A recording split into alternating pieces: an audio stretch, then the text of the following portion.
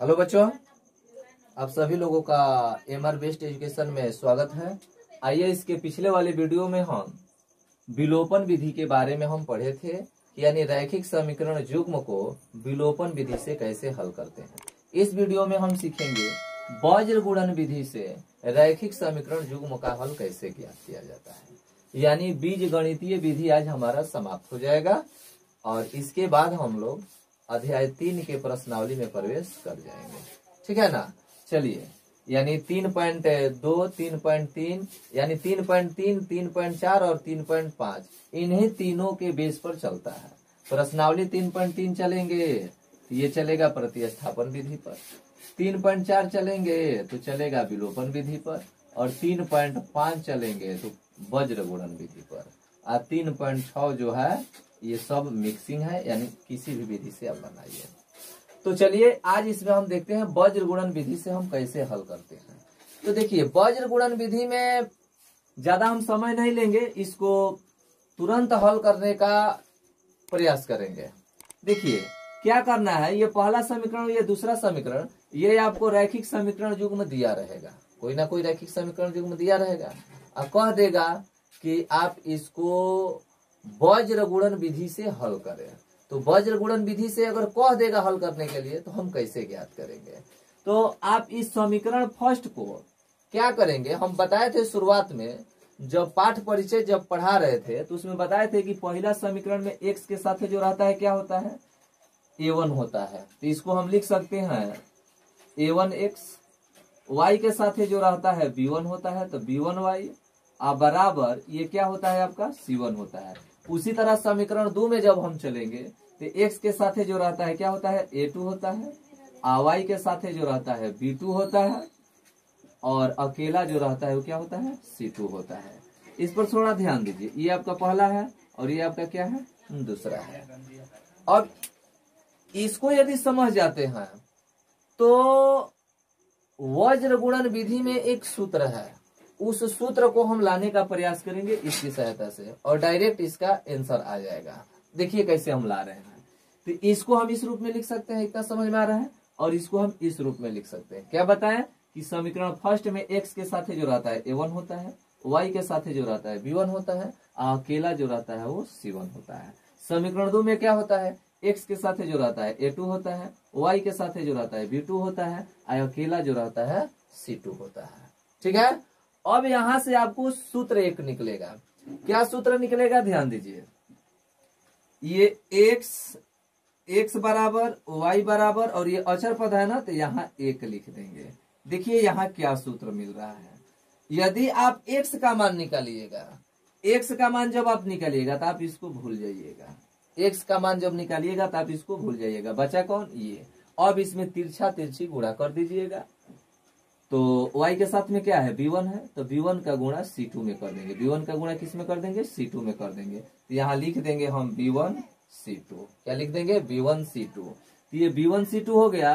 अब यहाँ माइनस का चिन्ह देंगे, और ये इस तरह से गुणा हुआ, तो अब यही ना बच रहा है, अब इसमें गुणा कर देंगे। तो b2 का गुणा किस में होगा, c1 में। तो एक चीज याद रखना है, ये जैसे ही गुणा करेंगे तो ये दूसरे वाले के गुणनफल को घटा देते हैं। तो यानी b1 c2 minus b2 c1, b2 c1।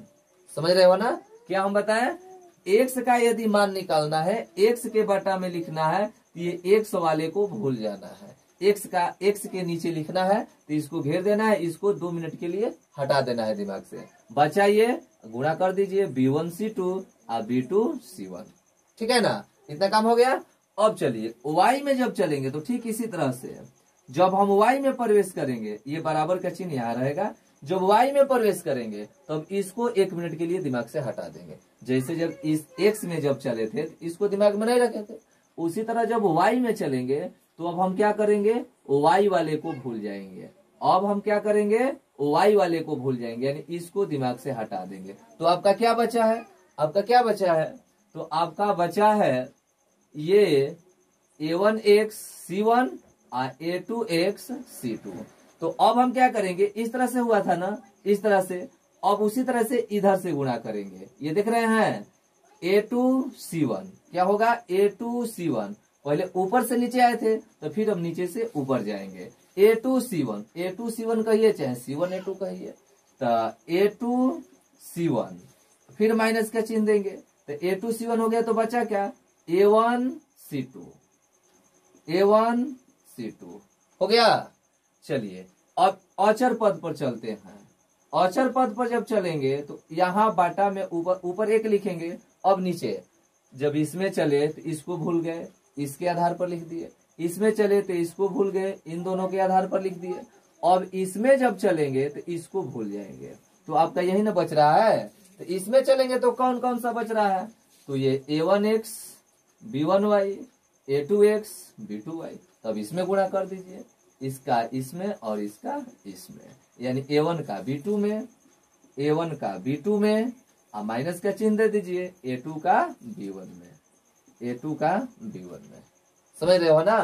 तो इस तरह से ये आपका हो गया वज्र गुणन विधि से हल। ऐसे इसी तरह से हम करेंगे, इस तरह से सजा कर लिख देंगे।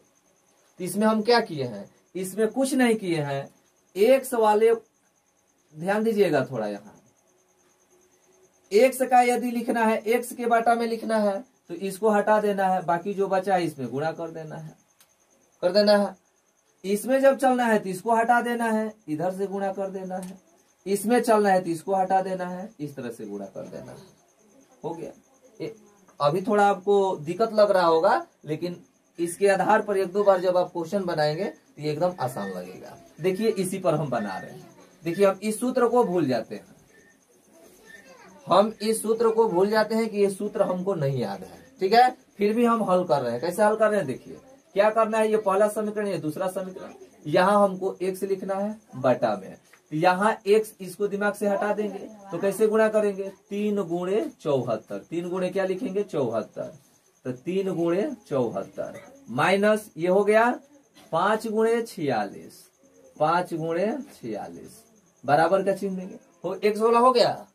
y पर चलिए, y पर जब चलेंगे तो इसको दिमाग से हटा दीजिए, अब जो बचा है उसमें गुणा कर दीजिए, 3 गुणे 46, 3 गुणे 46 माइनस 3 गुणे 46 हो गया, तो बचा क्या 2 गुणे 74, 2 गुणे 74 हो गया।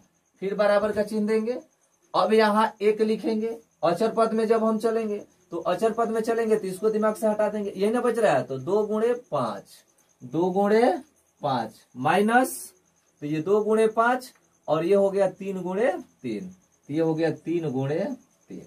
अब आप इसको हल कर दीजिए, एकदम है, ये तो चीज यह है।